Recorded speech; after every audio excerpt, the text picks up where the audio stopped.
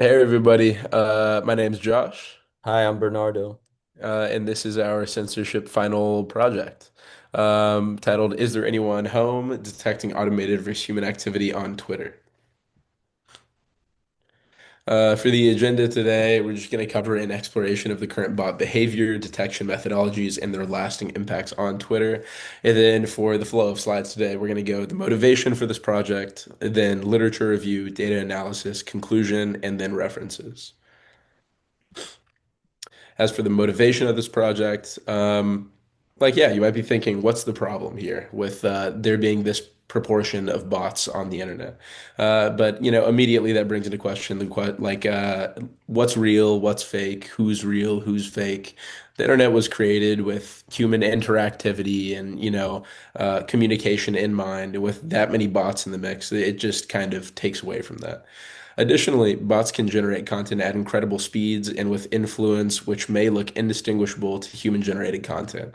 This ability has revolutionized the potential for censorship on the internet through a variety of avenues, perhaps the most prominent being flooding. Yeah, if you can remember the 2016 US elections, there was like a lot of allegations being thrown around about Twitter having lots of like Russian bots spamming pro-Trump propaganda on Twitter. That's what we're talking about. And there's also a variety of other cybersecurity concerns that are exacerbated by this high proportion of bots on the internet, such as fraud, identity theft, DDoS, resource drain, etc. As for our research questions, we have two. Is the ratio between bots and human users alarmingly discrepant? And what does that mean for the present use and meaning of the internet? Does this ratio impact possible censorship tactics such as flooding?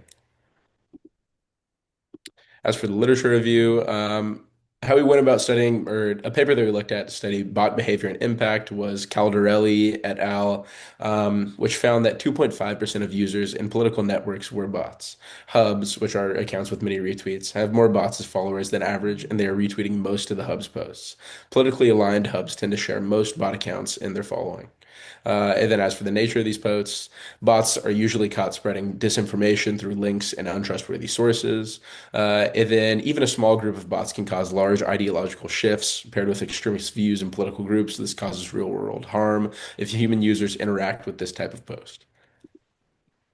As for data availability, there has been little recently published, publicly available data. Uh, Alothali et al. Just kind of says this. And then additionally, Twitter's API is incredibly paywalled. Depending on the tier that you're at, this limits queries, the amount of queries, the timing on the queries, and then what you get out of those queries. And then as for data sharing, infringement of Twitter's privacy by sharing data amongst researchers is dangerous. Twitter has an incredibly active legal team. Now for some common detection methodologies. Also in Al-Thali's findings, the effective features in classification that they found were protected accounts, profile image, tweets counts, retweet, and verified tags. There were other, they make up 20 total features, and the power in these features come from their conjunction. So one feature itself is not as powerful as if you have all 20 of them, of course. So the more the merrier. And the main classification strategies that Al-Thali found was graph-based classification. So you infer relationships between graph nodes, and those can be networks, those can be users. There are different graph representations. Crowdsourcing, which is when you have a large group of people classifying bots by hand. And machine learning, which is with Bayesian classifiers, decision trees, and random forests, and that's where our focus is going to be. So for the data analysis, we needed to collect some data first, of course, and we tried using the Twitter API, but there was a minimal number of queries for the free plan, and of course, we lacked the resources for the paid plans. So instead, we turned to Kaggle and we found a 2023 tweet level data with 50,000 rows. And it was missing some of the important features described by the previous research, but we could still make do. Um, and for the cleanup, we handled missing values that were only in the hashtags columns by substituting missing for empty strings. And we added a few columns such as tweet age and hashtag counts to see if we can express it better. So in the preliminary analysis and the model plan, we came up with this correlation matrix and this histogram of hashtag counts. And as you can see, the correlation matrix is showing first of all just the numeric columns. The blue means that there's low correlation, and the red means there's high correlation. So of course, the one feature is going to be highly correlated with itself, but as you can see, it's mostly blue. So there's not a lot of correlation amongst numeric variables. And the hashtag counts, as you can see as well, they stay kind of leveled between 0 and 6. So there's also not a lot of variability in the hashtag counts. So we planned on dividing the models into three categories, one handling only numeric variables, which we ran a logistic regression, one with only tweet text data, which we ran using TF-IDF, and a joint classification, which was a random forest with TF-IDF.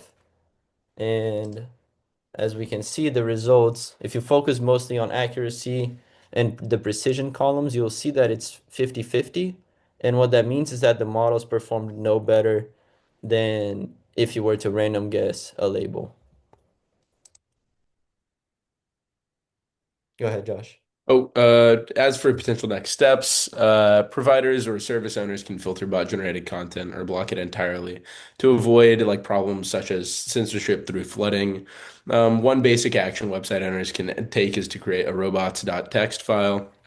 And although these are certainly not foolproof, robots.txt files provide instructions for bots crawling the page per Cloudflare. And there are a number of providers of bot tracking and prevention services, one of which being Cloudflare, with their AI audit service, which can help police bot crawlers. And yet another option that could help prevent flooding slash DOS attacks are rate limiting services such as Cloudflare's WAF service.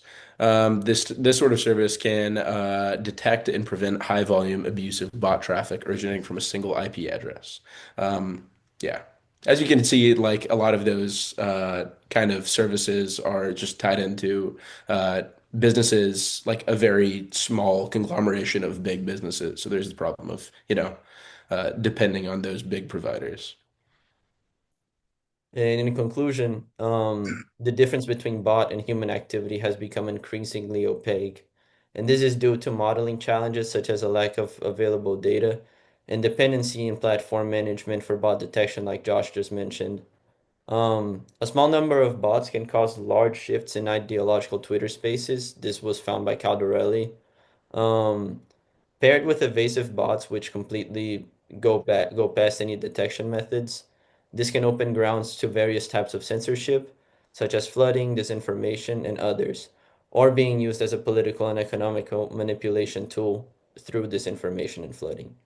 Um, the findings of this project highlight the need for better data access and reviews of platform governance and trust. That's it. Thank you, everyone. Thank you. And here are the references.